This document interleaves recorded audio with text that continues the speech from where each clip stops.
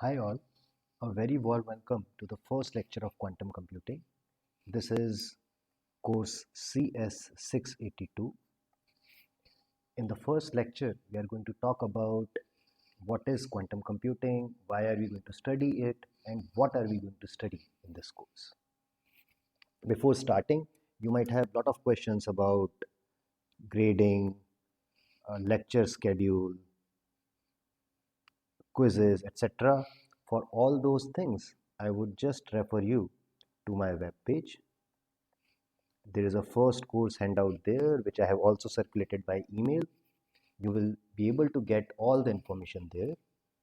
I will also be talking about the same information in the first discussion hour.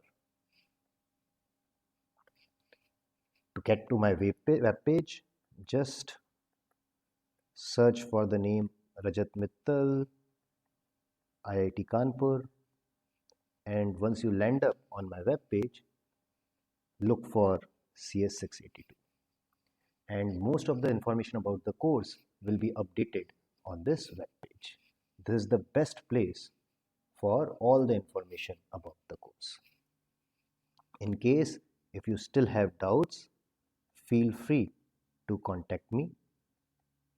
My email address is rmittal@iitk.ac.in, and this is the best way to contact me. Skipping ahead of this administrative modalities, let's talk about quantum computing. What do people think of when they hear the term quantum computing? What do you think of when you hear the term quantum computing? I think most of the people have a feeling of surprise, hopefully pleasant, and then many people are confused and definitely have lots of questions about quantum computing. What is quantum computing? Is it feasible? How do you do it? Do I need to know quantum mechanics to understand quantum computing? So on and so forth. So let's take this lecture to answer this question. Okay, so let me just say that this lecture will focus on answering most of the questions which people have once they hear the term quantum computing. That will be the focus of this lecture. And this course overall, if I want to summarize in one line, I would say it is quantum computing from a computer science perspective.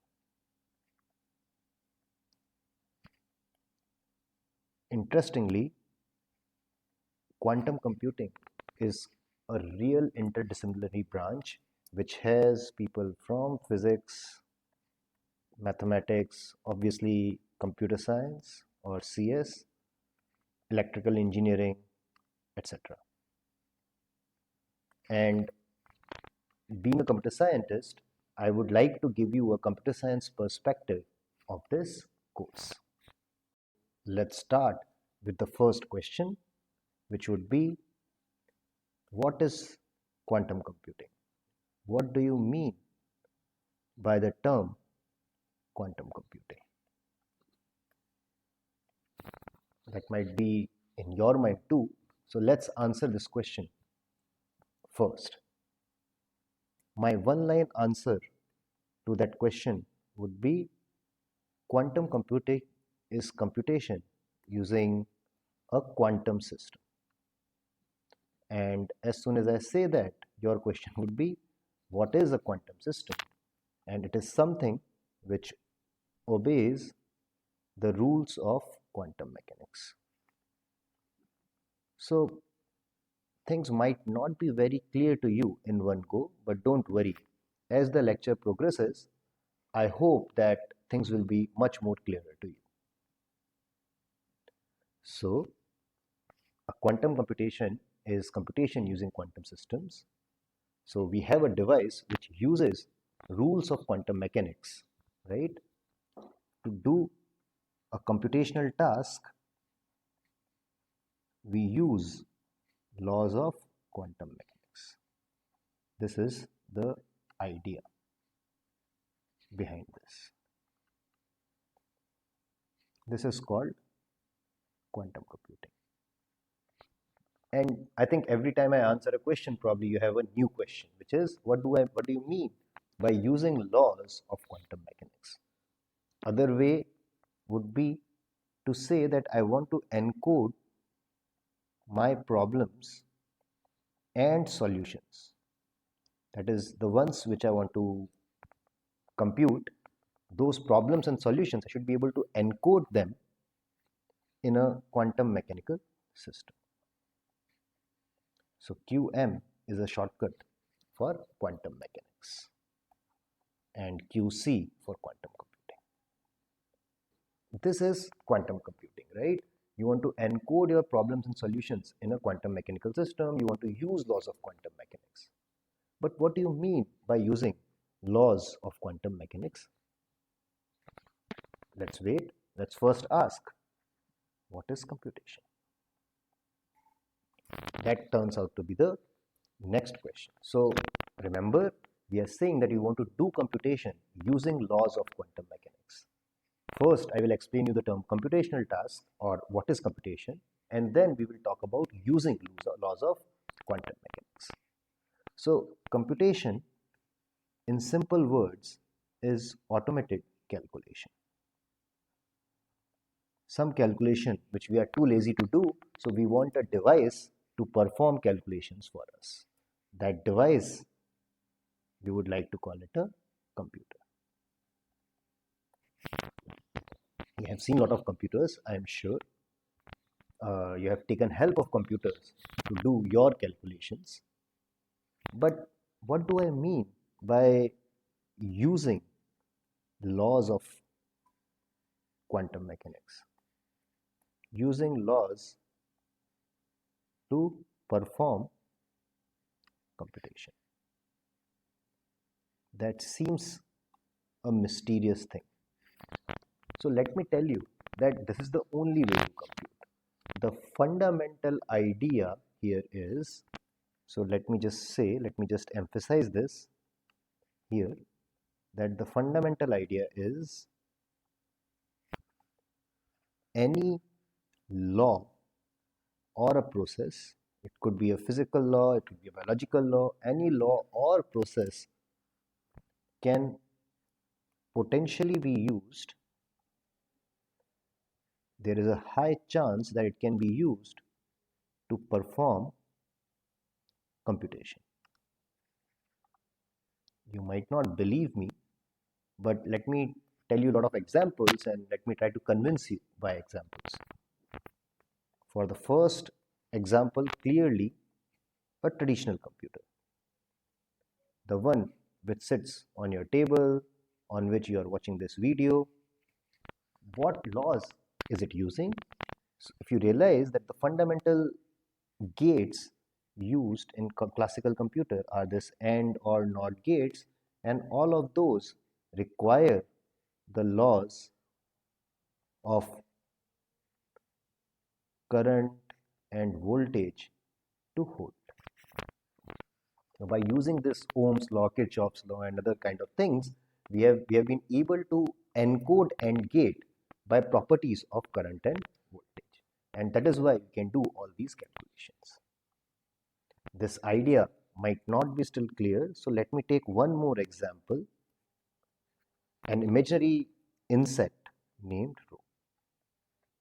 Let me clarify that this is an imaginary insect, so I don't know of any real insect which models this, but we will see that how, if we have a particular kind of insect or a particular kind of law in biology, that can be used to compute. So what is the law or what is the property of this insect Rho? Rho has a ring on its body if and only if at least one parent has a ring on its body. This might remind you of the dominant gene or something. You might say that ring occurs on the body, that's a dominant gene. So even if one parent has that gene, then the offspring also has a ring. So if we have such a property, my claim is that we can do computation using this insect row. Think for a while. How? How can this property be used? You might realize this allows me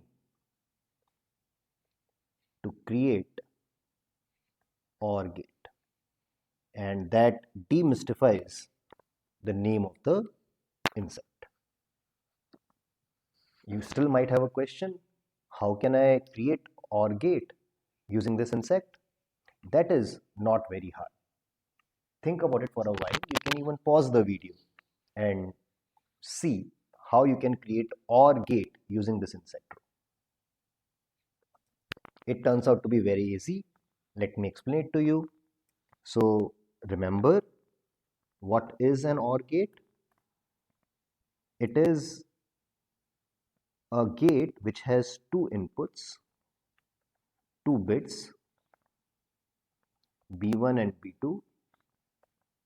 Both are either 0 or 1, and OR of B1 and B2 is 1 if at least one of B1 comma B2 is 1. It's slightly different from English OR. We are saying that if at least one of B1 B2 is 1, then OR of B1 B2 is equal to 1. I'm sure you have seen it in digital circuit and computer science, this gate. How can we create OR gate using insect row? If we actually want to compute OR of B1 and B2, we can make two insects. Depending on if B1 is equal to 1, then insect 1 will have a ring. And similar thing will happen for B2.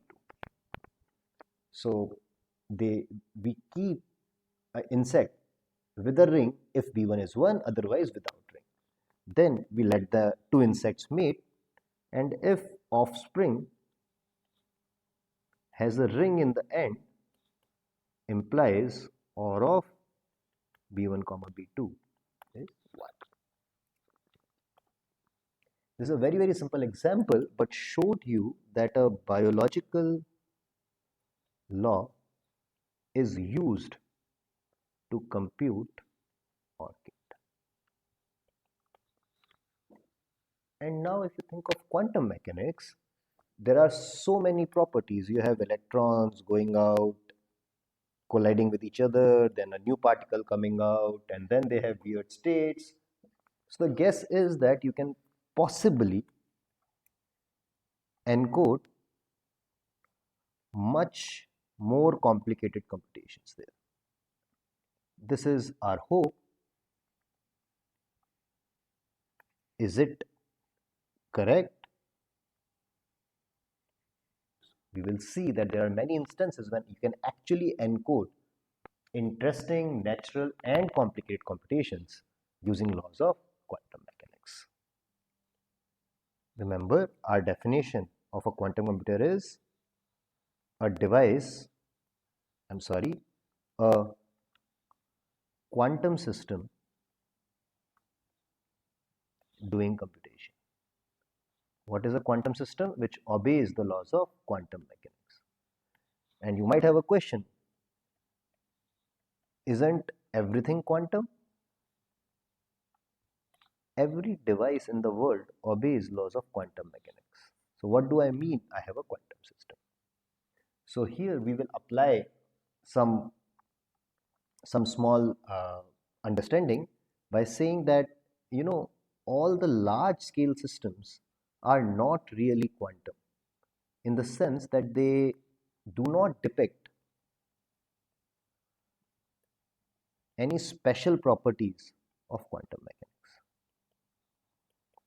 They follow classical laws, so they're not really quantum per se.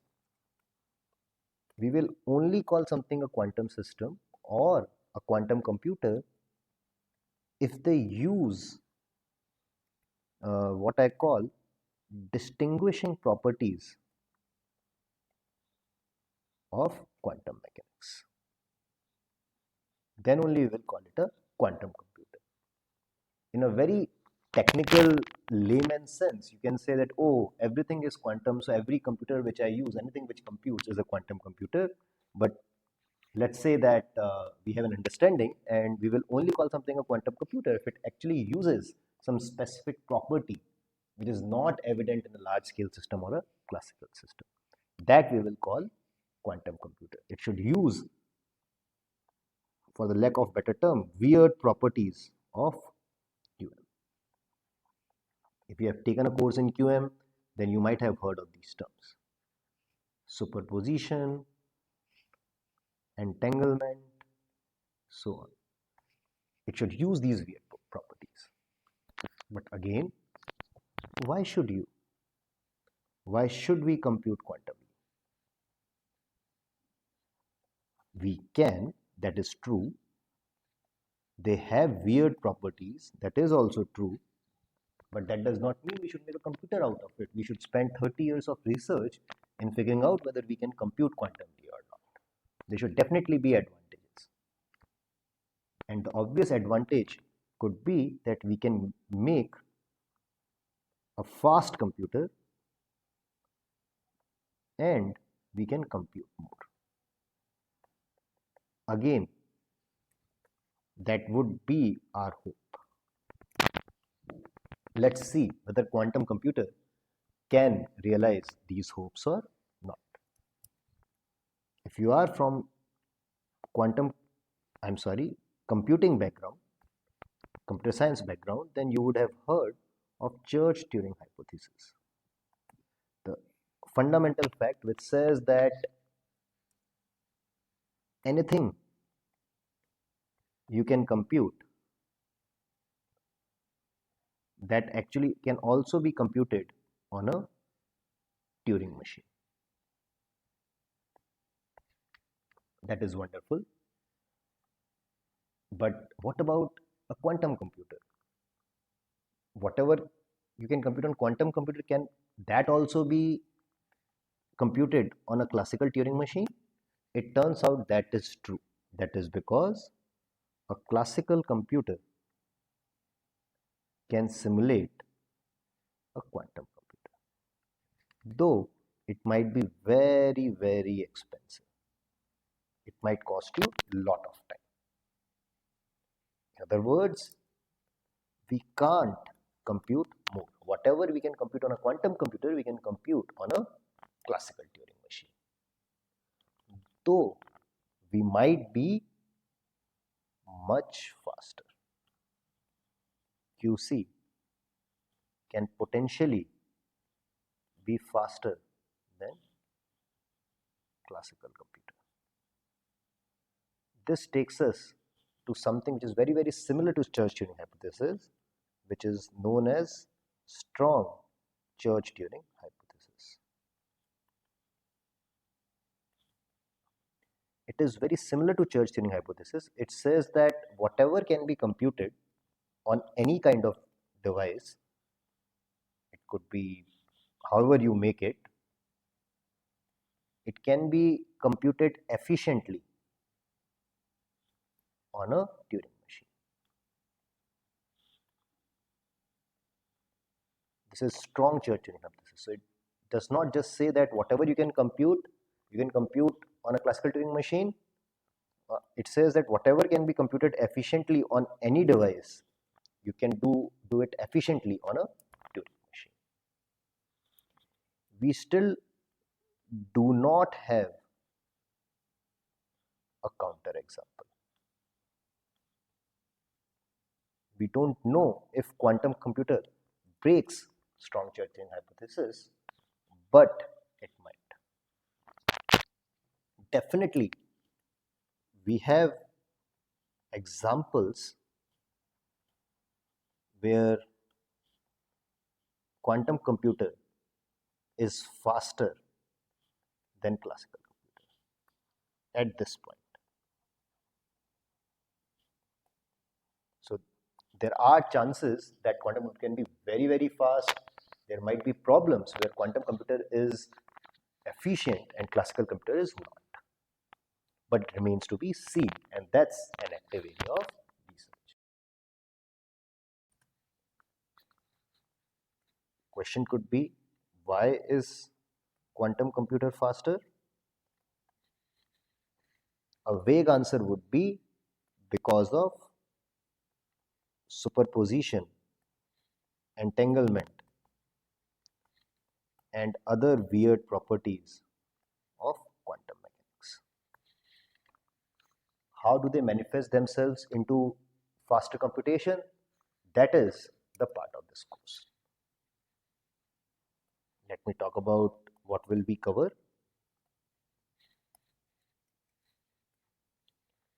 This was a basic introduction, but to get into quantum computing, we need to do a lot of math. We will start with basics of linear algebra.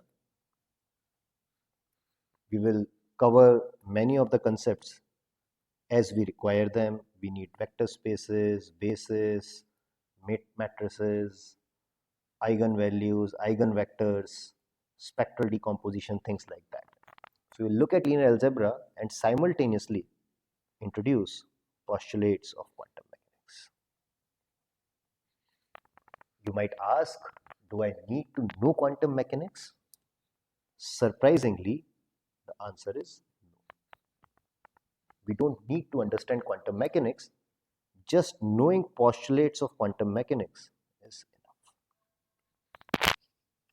And that would be our requirement from quantum mechanics. Using these postulates, we can build a computer system and we will use that computer system to compute everything.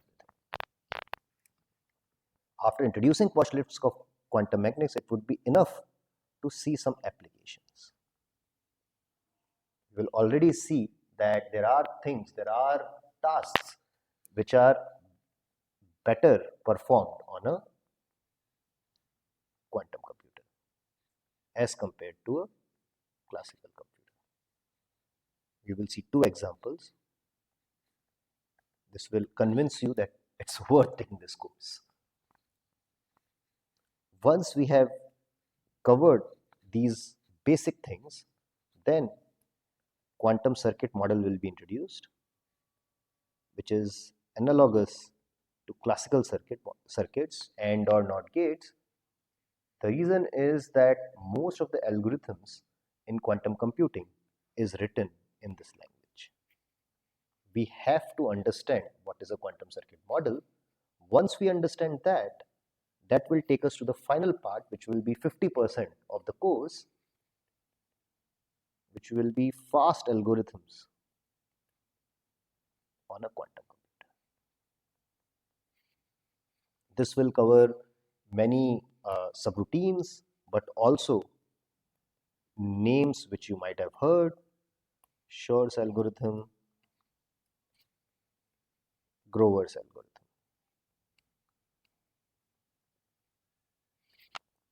This we will cover. This would probably be the end of the course. If time permits, we will also cover quantum error correction. But I always hope that we will reach this point. But sorry to say that most of the time we don't have enough time to cover quantum error correction. We will see how things go in this course. I have talked about things which we will cover. I should also talk about what will we not cover. As I mentioned, it's a interdisciplinary course. There are a lot of departments involved, and I think many of the things I have no idea about, and I will make no attempt to convey what I don't know. So let me just list few things out. quantum information theory, very interesting, but outside the scope of this course. Quantum cryptography, post-quantum cryptography, you might have heard these words. I will not be covering these in this course. And most importantly, building quantum computers. This is something which a physicist or an electrical engineer would be able to tell you much better. There are many nice physicists and electrical engineering scientists in our institute who do a good job of it, and you're encouraged to take a project, take their courses to understand how people are trying to build not just quantum computer but quantum devices which do specific tasks much faster than the classical counterparts. Before I finish, a lot of people have questions about feasibility of a quantum computer. Is it feasible? Is it easy to make it? Can we make it? Is it even possible to make it? We have constantly been improving. In last 30 years, we have been able to build, I would say, bigger and bigger systems, but all of these are small systems. The number of qubits have been increasing, but there is definitely an improvement. So number of qubits are small, gates are there, and people have demonstrated that all these things can be made as from which are needed in a quantum computer. The obstacles are what we call scalability and stability. Quantum computer needs quantum mechanical properties which are displayed by very small things, and it's very hard to control them. They are not stable. To compute, we need the states to be stable. We need to measure the states. We need to perform computation on these states. But stability turns out to be a big challenge. Also, very different from classical case, scaling your system is hard. For a classical system, you can take one chip, you can take two chips, you can take 4 cores, and you might increase your computation speed. In a quantum computer, going from 10 qubits to 20 qubits is much harder as compared to in a classical system going from 10 bits to 20 bits. That is the challenge which we call scalability. These two challenges still confound people, and we have not been able to build a quantum computer which can rest on your table, though we have small quantum computers which can do good things, and things have been improving every day. Overall, not just that we can find something advantageous, but even the theory of quantum computing is very interesting mathematics in itself, and it has given rise to a lot of solutions in classical world. To me, even this is a good enough reason to study quantum computing from a computer science perspective. Not just because you can make a quantum computer, but because you can do interesting math which gives you more intuition about other phenomena in classical computing. I hope I have given you enough reasons to look at a quantum computer. In the second part of this lecture, we will see some effects, some weird properties of quantum mechanics. And then this course will be about exploiting those properties